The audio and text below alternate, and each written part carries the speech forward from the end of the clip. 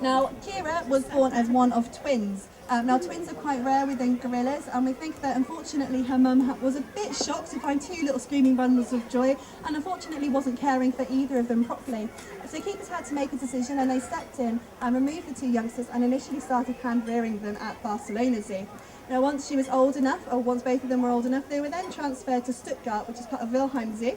And the reason for this is because they have years upon years of experience of hand rearing young. It's very important that they learn how to integrate with adult gorillas as well. Now, we're told that as she kind of got a bit older, she did become queen of the nursery and became quite boisterous, so they started to look into where to move her on to.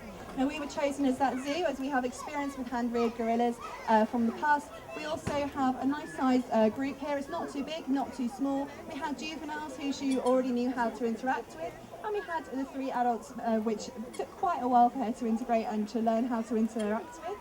It took about a year to integrate her. It started off with kind of 10, 15, 20 minutes meeting them, and then eventually kind of group building this up.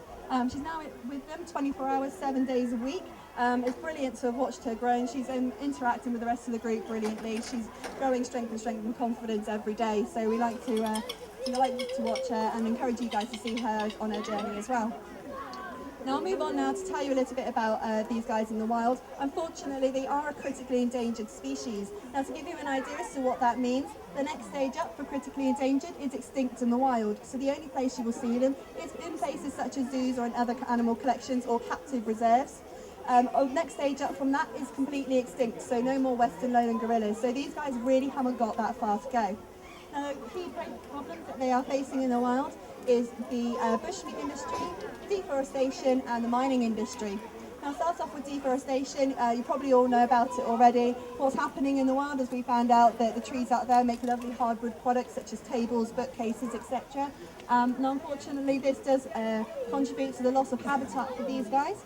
A way that you can help is that when you go and purchase any wood, for example, over the bank holiday, you might have purchased some wooden products to do some DIY, or when you next buy, say, for example, loo roll or even an exercise journal, look for the paper products which have this logo on it.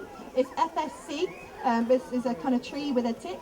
Basically what this stands for is the Forest Stewardship Council, and what this means is that for every tree that they remove, they replant at least one. So it's a lot more sustainable way to get our wooden products and our paper products without causing the destruction of these guys' habitat.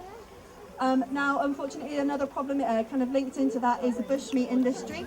Now, bushmeat industry, basically, unfortunately, because there's huge rows of trees that have been cut out from deforestation, it means that poachers can get a lot easier and a lot quicker into where these guys are.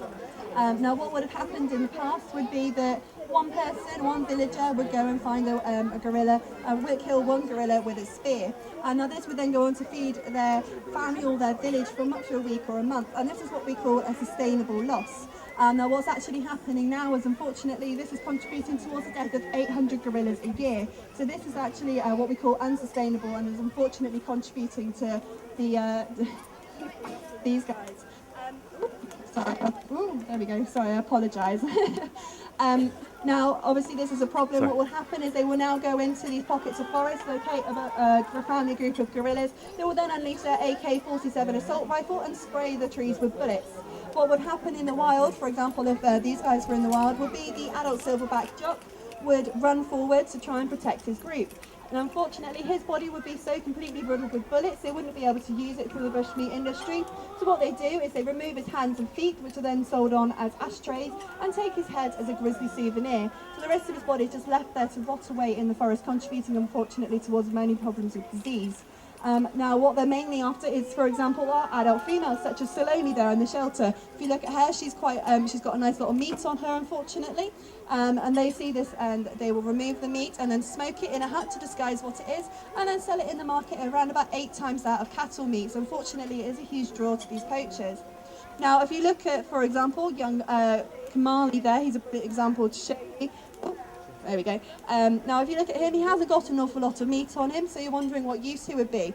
What they will do is, if he hasn't been killed by the bullets or the stress of seeing his family killed in front of him, he would be caught up and sold into the illegal pet trade. Now, this would be used to kind of keep as a pet, just running around their house, which, as you can imagine, they don't have much of a house left after a couple of days. So they get quite tired of them, and they either just release them into the forest, or they just tie them up outside their home and forget about them. Now, thankfully, there is an organisation out there to help with this. These guys are called Ape Action Africa. What they will do is they would be notified, for example, of a young gorilla that's being kept or being kept up. And what they will do is there we go. What they will do is they will go out and they will negotiate to kind of get the gorilla back or the young primate back, and then if they have to, they will use money, but they try not to do this. There we go. They then take them back to their rehabilitation centre, where they'll feed them up, kind of nurse them back to health. They kind of bottle feed them, change their nappies, all that sort of stuff, and it's 24-hour around-the-clock care. Eventually, once they get old enough, they're then released into a reserve. I will stress that these guys never go back out into the wild, as they've had too much interaction with humans, so if they were to be released back out, they would literally just approach the poachers. So unfortunately, they can never go back out. But they do have a nice little life out there. If you have a chance, have a look on the Ape Action Africa website. They have plenty of shots on there to show you. Now, a way that you guys can help with this is we do have some collection pots that we'll have at the end of the talk. These guys are a charity, and any pennies that you have, literally pennies, 2p's, anything that you have, all the proceeds go straight out to where it's needed, as there are no running costs within this country. Now, on to the last problem.